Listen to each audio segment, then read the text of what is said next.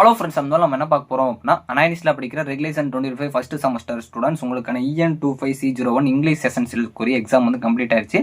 Question mostly ஈஸியாக தான் இருந்திருக்கும்னு நினைக்கிறேன். இதோட ரிவ்யூ பார்க்கலாம், இதோட ஆன்சர் கீ பார்க்கலாம். ஸோ அங்கே வீடியோக்குலாம் போகலாம்.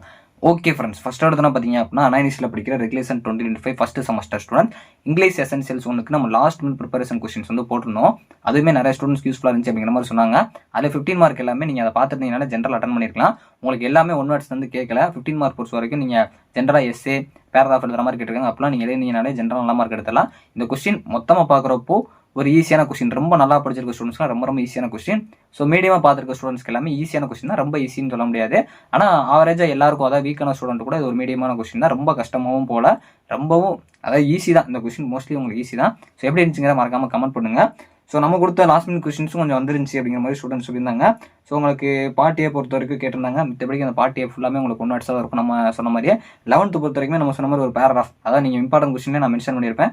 அது உங்களோட சிலபஸ் வரதுக்கு முன்னாடி நான் மென்ஷன், அதாவது உங்களோட பேட்டர்ன் வரதுக்கு முன்னாடி நான் மென்ஷன் பண்ணியிருப்பேன். ஸோ இது எல்லாமே பார்த்தீங்க அப்படின்னா ஈஸியாக தான் கேட்டிருந்தாங்க. அதை ஆன்சருக்கு பார்க்கலாம். ஸோ 12, 13, 14, 15 இந்த நாளுமே நீங்கள் வந்து ஜென்ரலாக, அதாவது வந்து ஒரு ஓனான பேசேஜோ பேராகிராஃப் எழுத தெரிஞ்சிருந்துச்சு, நார்மலாக இருந்தீங்கனாலே நல்ல மார்க்ஸ் எடுத்துக்கலாம். உங்களுக்கு கொஸ்டின் எப்படி இருந்துச்சு அப்படிங்கிறத மறக்காமல் கமெண்ட் பண்ணுங்கள். ஸோ இப்போ வந்து நம்ம ஆன்சர் கீ வந்து பார்க்கலாம். இது வந்து அஃபீஷியல் ஆன்சர் கீ கிடையாது, இது நான் வந்து எடுத்திருக்கேன். ஓவராலாக எல்லாத்துக்குமே வந்து நான் உங்களுக்கு கீ வந்து கொடுத்துருக்கேன்.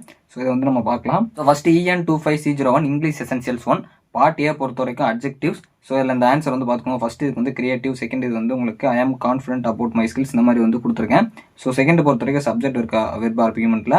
ஏ வந்து கோஸு, பி வந்து இஸ்ஸு, சி வந்து ஹேஸு, டி வந்து ஆறு, மூணாவது ப்ரிஃபிக்ஸ் எஃபிக்ஸ். ஸோ இதில் நம்ம அந்த இம்முங்கிறதெல்லாம் பார்க்க சொல்லியிருந்தோம், அது வந்து கேட்டிருந்தாங்க.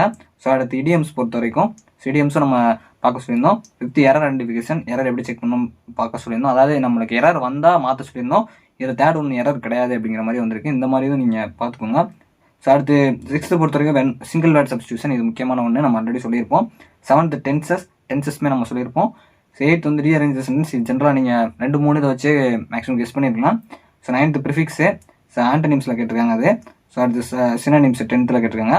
ஸோ அடுத்து பார்ட் பி 11th பொறுத்த வரைக்கும் உங்களுக்கு அந்த ஈஸியான ஒன்று தான்.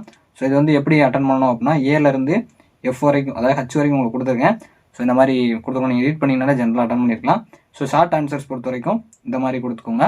ஸோ இதில் இருக்க மாதிரி மோஸ்ட்லி வந்து இருந்தாலே போதும். ஸோ அடுத்து உங்களோட 12th வந்து டயலாகு, இதோட ஃபார்மேட் இப்படி இருந்தாலே போதுமானது. ஸோ மேக்ஸிமம் வந்துடும். பேராகிராஃப் பொறுத்த வரைக்கும் இன்ட்ரோடக்ஷனு, பாடி கன்க்ளூஷன், இது கொடுத்து நீங்கள் ஒரு பேஜ், அதாவது 1 to நீங்கள் 2 pages வரைக்கும் இருந்தீங்கன்னா நல்ல மார்க்ஸ் வந்துடும். ஸோ 14 ஃபீமேல் ரைட்டிங் நம்ம ஆல்ரெடி லாஸ்ட் சொல்லியிருந்தோம். பேராகிராஃப் ரைட்டிங் லாஸ்ட் சொல்லியிருந்தோம். அதில் டிஸ்கிரிப்டிவ் கம்பேரிட்டிவ் கேட்டிருந்தாங்க. நம்ம டிஸ்கிரிப்டிவ் நரேட்டிவ்ஸ் இருந்தோம். அதில் டிஸ்கிரிப்டிவ் பார்த்துருந்தீங்கனாலே ஈஸியாக அடிச்சிருக்கலாம்.